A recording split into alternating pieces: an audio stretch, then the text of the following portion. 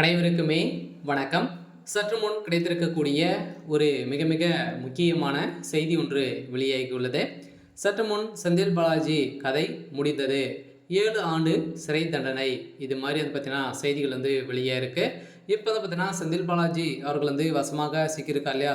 இந்த டாஸ்மாக் நிறுவனத்தில் நடந்த ஊழலின் அடிப்படையில் இப்போ வந்து பார்த்தீங்கன்னா தப்பிக்கவே முடியாத அளவுக்கு தான் இப்போ செந்தில் பாலாஜி அவர்கள் வந்து சிக்கியிருக்காரு. ஸோ அதேமாதிரி செந்தில் பாலாஜி உட்பட்ட அதேமாதிரி திமுக சார்ந்த அமைச்சர்களும் இதில் வந்து பார்த்தீங்கன்னா தொடர்பு இருக்குது சொல்ல இப்போ அமலாக்கத்துறை இது தகுந்த ஆதாரங்கள் அனைத்துமே வைத்து இப்போ வந்து பார்த்தீங்கன்னா செந்தில் பாலாஜி இப்போ வந்து பார்த்தீங்கன்னா திகார் சிறையில் அடைக்கப்பட்டு நீதிமன்றம் போட்ட தீர்ப்பின் அடிப்படையில் இப்போ இவருக்கு 7 ஆண்டு சிறை தண்டனை விதித்த சம்பவம் பெரும் அதிர்ச்சியை வந்து ஏற்படுத்தியிருக்கு. சொல்ல பார்த்தீங்கன்னா செந்தில் பாலாஜியுடைய கதை ஒட்டுமொத்தமாக முடிந்திருக்கு. சொல்ல ஏற்கனவே செந்தில் பாலாஜி அவர்கள் வந்து பார்த்தீங்கன்னா சட்டத்துக்கு விரோதமான பண பரிமாற்ற வழக்கில் தான் சிக்கி இவர் வந்து பார்த்தீங்கன்னா வசமாக சிக்கி அதேமாதிரி 1.5 வருட காலமாகவே புழல் சிறையில் வந்து இருந்தார். ஸோ இதே மாதிரி பார்த்தீங்கன்னா மீண்டும் குறைந்தபட்சமே 1000 கோடிக்கு மேலே டாஸ்மார்க்கில் முறைகேடு நடத்த உள்ளதாக அமலாக்கத்துறை தெரிவித்திருந்தது.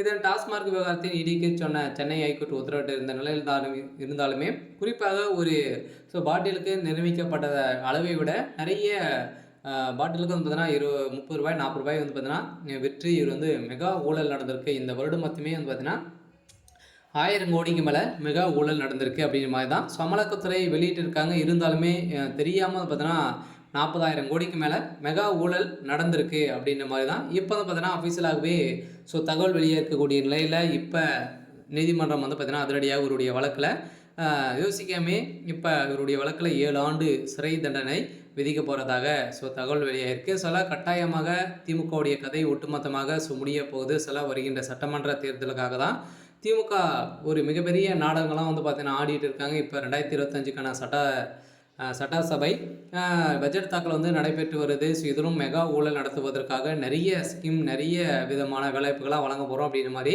நிறைய நிதிகளெல்லாம் பார்த்தீங்கன்னா வாங்கி வந்திருக்கக்கூடிய நிலையில் தான் இந்த நிதிகள் அனைத்துமே எதுவுமே செயல்படுத்த மாட்டாங்க. இது வந்து பார்த்தீங்கன்னா செயல்படுத்துவதற்காக ஒரு 2-3 வருடங்கள் ஆகும். அதற்குள்ளே வந்து பார்த்தீங்கன்னா ஆட்சி மாறும். ஆட்சி மாறிடுச்சு அப்படின்னா இந்த பணங்கள் அனைத்துமே பதுக்கக்கூடிய நிலைக்கு தான் தள்ளப்படும். இந்த இருந்தாலுமே இப்போ செந்தில் பாலாஜி அவர்களுடைய வழக்கு வந்து பார்த்தீங்கன்னா இப்போ மார்ச் 25ஆம் தேதி ஒத்திவைக்கப்பட்டுள்ளது. இந்த விசாரணையின் போது மாநில அரசு சார்பில் ஆஜரான வழக்கறிஞர் டாஸ்மாக் நிறுவர்கள் இயக்குனர் முதல் பாதுகாப்பு காவலர் அனைவருமே வந்து பார்த்தீங்கன்னா 60 மணி நேரம் வந்து பார்த்தீங்கன்னா ரைடுகள் நடத்திய சம்பவம் தான் இப்போ அவர்கள் கொடுத்த வாக்குமூலத்தின் அடிப்படையில் இப்போ அதிரடியாக பார்த்தீங்கன்னா செந்தில் பாலாஜி அவர்கள் வந்து செய்த ஒளிக அப்படின்ற மாதிரி அந்த டாஸ்மாக் அலுவலகத்தில் உயரதிகாரியாக இருந்த அவர்கள் வந்து பார்த்தீங்கன்னா கோச்சமிட்டு சங்கு நடந்து ஓடிய சம்பவம் தான் இப்போ அதிர்ச்சியை வந்து அளிச்சிருக்கு. இதன் அடிப்படையில் தான் அவர் செய்தது வெளிச்சம் போட்டு காட்டக்கூடிய அளவுக்கு தான் இப்போ நடந்திருக்கு. சரி, ஓகே. இன்னைக்கான அப்படி இதுதான். மறக்காமல் நம்முடைய சேனல் சப்ஸ்கிரைப் பண்ணி சப்போர்ட்